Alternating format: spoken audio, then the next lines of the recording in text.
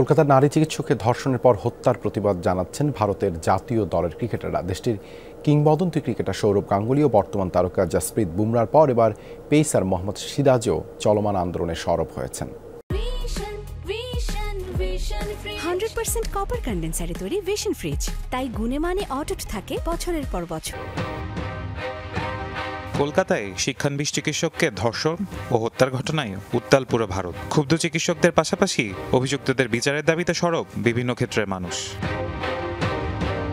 সেই মিছিলে পিছিয়ে নেই ভারতের ক্রিকেট তারকারাও। নৃশংসভাবে চিকিৎসককে হত্যার ঘটনায় সামাজিক যোগাযোগ মাধ্যমে তারা তুলছেন নিন্দার ঝড়। তেমনই ছিল মোহাম্মদ সিরাজের ইনস্টাগ্রামের বার্তায়। শুধু আরজিকর নয়, তুলে ধরেন দেশব্যাপী হাজারো যৌন হয়রানির প্রসঙ্গ। অতীতের বেশ কিছু ধর্ষণকাণ্ডের ছবিও পোস্ট করেন তিনি। এবার কি অজুহাত দিবেন? এখানেও কি সেই মেয়েটার দোষ? কারণ পুরুষ তো পুরুষই থাকবে, তাই না? শুধু সিরাজ নন, প্রতিবাদে সরব হয়েছিলেন জসপ্রীত বুমরাও। সর্বভারতীয় লড়াইয়ে পাশে দাঁড়িয়েছেন তিনি। ইনস্টাগ্রামের স্টোরিতে অভিনেত্রী আলিয়া ভাটের একটি পোস্ট শেয়ার করেন। বলিউড তারকা আলিয়া এই ঘটনার সঙ্গে দিল্লি নির্ভয়াকাণ্ডের তুলনা করে তীব্র নিন্দা জানান। নারীর পথ বদলে দেয়া নয়, জোর দিতে হবে পরিবেশ বদলে।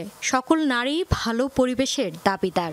প্রতিবাদ শুধু স্লোগান বা টুইটার ইনস্টাগ্রামের বার্তায় সীমাবদ্ধ নয়, উঠে আসছে বহু তারকার কবিতার ভাষায়ও। कहते सुना है सबको कि लड़की को पढ़ाओ लिखाओ सशक्त बनाओ और जब पढ़ लिख कर डॉक्टर बनती मेरी मां ना खोती उसकी आंखों का मोती काश मैं भी लड़का होती। ফারহান ইহসান, যমুনা স্পোর্টস।